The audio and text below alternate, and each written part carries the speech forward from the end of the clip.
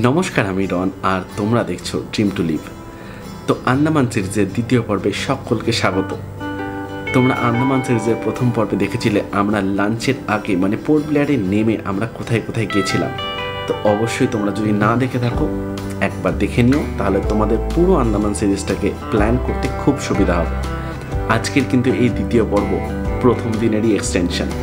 তো সময় বলছে এখন 3:03 আর আমরা কিন্তু এখান থেকেই মানে রাজীব গান্ধী ওয়াটার কমপ্লেক্স থেকেই আমরা আমাদের আজকের লাঞ্চটা করে নিয়েছি। এখানে যে ক্যাফেটেরিয়াটা ছিল ওই ক্যাফেটেরিয়া থেকেই আমরা আমাদের লাঞ্চ করলাম। আর আন্দামানে কিন্তু হেলমেট নিয়ে বড্ড কড়াকড়ি, তো যদি তোমরা আসো আর স্কুটি নাও অবশ্যই কিন্তু হেলমেট ছাড়া চালিও না। আমি কখনোই রেকমেন্ডও করি না হেলমেট ছাড়া কখনো চালাও, কিন্তু তাও কিছু কিছু লোকজন আমি দেখেছি চালাতে, বাট আন্দামানে কেউ চালায় না, কারণ আন্দামানে প্রচণ্ড পরিমাণে এই ব্যাপারে কিন্তু স্ট্রিক্ট। তো Rajiv Gandhi water sport complex থেকে প্রথমেই বেরিয়ে তোমরা কিন্তু রাস্তার ওপরেই পেয়ে যাবে ফ্ল্যাগ পয়েন্ট। পোর্ট ব্লেয়ারের এই ফ্ল্যাগ পয়েন্টও কিন্তু একটা দর্শনীয় স্থান। বন্ধুরা, আমরা চলে এসেছি সেই জায়গায় যেখানে প্রথম ট্রাই কালার হোস্টিং হয় ইন্ডিয়াতে। 1943 নেতাজি সুভাষচন্দ্র বোস এই প্লেসেই প্রথম পুরো ইন্ডিয়ার জন্য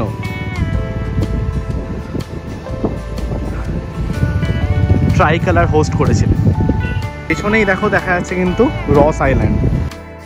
এই দ্বিতীয় পর্বে আমরা লাঞ্চের পরে বেরিয়ে গেছিলাম এক সুন্দর জায়গা এক্সপ্লোর করতে, সেটা হলো Chidiya Tapu. Rajiv Gandhi water sport complex থেকে আমরা লাঞ্চ করে বেরিয়ে যাই ওই 16-17 কিলোমিটার রাইড করে চিড়িয়া টাপু। রাস্তাটা ছিল যেমন সুন্দর তেমনই মনোরম।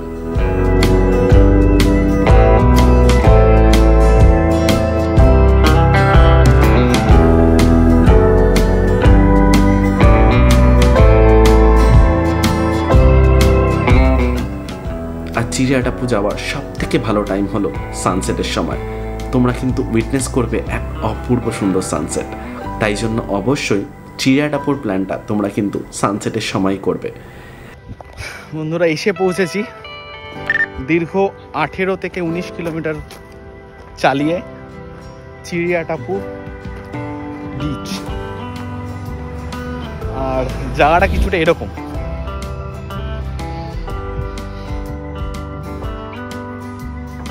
রাস্তাটা কিন্তু মানে যদি চালিয়ে আসো তাহলে তুমি বুঝতে পারবে যে কেমন লাগছে রাস্তাটা। আর চিড়িয়া টাপু যদি আসো অবশ্যই কিন্তু এইরকম সময় মানে বিকেলের দিকে সানসেটের সময় এইরকম সময়ই এসো। এটাকে সানসেট পয়েন্টও বলা হয়। মানে আঁকা বাঁকা পথ, আলো আঁধারি সব কিছু পেয়ে যাবে। হ্যাঁ, মানে পাহাড় আছে পাশে, সমুদ্র, সাথে নারকেল গাছের সারি, মানে একদিক থেকে কিছুটা কন্যাকুমারী কিছুটা কেরালা সম্মিলিতভাবে আন্দামান হয়তো তৈরি হয়েছে। ভাবতে পারিনি এখানে এসে এরকম পাহাড় দেখবো, মানে আলাদাই। বলো তোমাদের জায়গাটা কেমন লাগছে? এই সূর্য, এই পড়ন্ত সূর্য, কিছুক্ষণ হয়তো দাঁড়িয়ে থাকলে এই সূর্য এখানেই অস্ত যাবে, কিন্তু আমরা দাঁড়াতে পারবো না, কারণ এখন আমরা যেতে চলেছি মুন্ডা পাহাড় বিচ। সময় এখন ঘড়িতে 4:29। চিড়িয়া টাপুর সাথে সাথে তোমরা কিন্তু কভার করে নেবে মুন্ডা পাহাড় বিচ।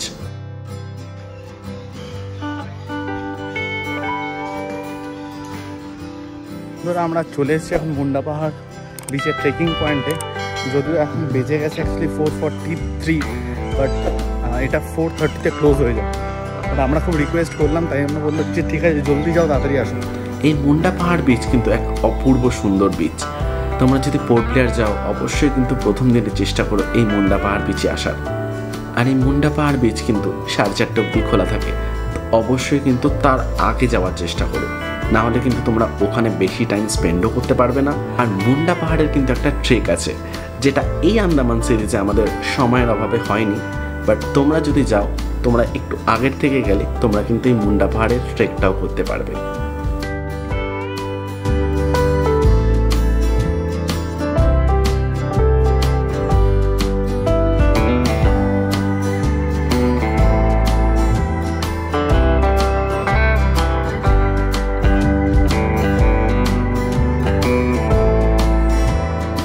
দিন ফুরলেও গল্প এখনো ফুরোয়নি।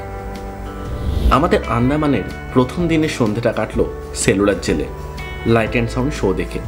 আর সেই দিনই চোখের সামনে দেখলাম ভারতবর্ষের এক নিষ্ঠুর ইতিহাস। এই লাইট অ্যান্ড সাউন্ডের শো দেখার জন্য টিকিট কিন্তু একমাত্র অনলাইন পাওয়া যায়। তাই আন্দামান নিকোবর দ্বীপপুঞ্জের গভর্নমেন্ট সাইটের লিঙ্ক আমি ডেসক্রিপশানে দিয়ে রাখলাম।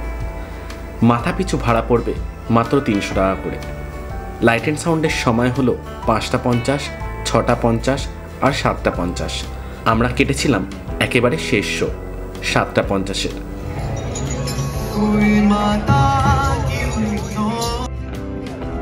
जुल्म सितम की ये दास्तां, आजादी के परवानों की वीरता और त्याग की गाथा। मैं जो एक रूह हूं, आत्मा हूं, उन तमाम लोगों की।